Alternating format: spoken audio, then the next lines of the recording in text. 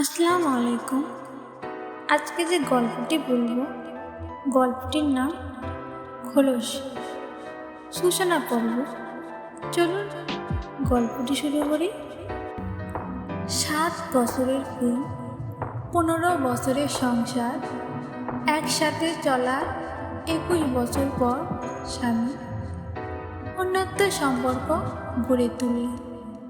অথচ এই স্ত্রীকে পাওয়ার জন্য স্বামী একসময় সব কিছু একাকার করে দিয়েছিলেন। একই গ্রামে তাদের বেড়ে ওঠা, শৈশব থেকে সখ্যতা বুঝ হওয়ার পর পরিণয় ঘটে। দুই পরিবারের মাঝে জানাজানির পর প্রথমে কেউ বিয়েতে রাজি হয়নি। মেয়ের পরিবার এমন ভাব করে ছেলের কাছে মেয়েকে বিয়ে দিবে না। ছেলের পরিবার ছেলের বেকারত্বের কারণে এখন নতুন কোনো সদস্য গ্রহণ করবে না। কিন্তু ছেলের পাগলামি দেখে মেয়ের পরিবার মেনে নিতে বাধ্য হবে।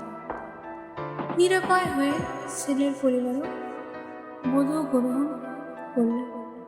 তবে প্রতিশ্রুতি নেওয়া হলো ছেলে উপার্জনে মন দিলে আর মেয়ে সংসার। প্রিয় মানুষকে নিজের করে পাওয়ার আনন্দে সেদিন দুজনেই ভীষণ খুশি হয়েছে। বিশেষ করে ছেলে আবেগে হয়ে বিয়ের মঞ্চে নাকি কেঁদেও ফেলেছে।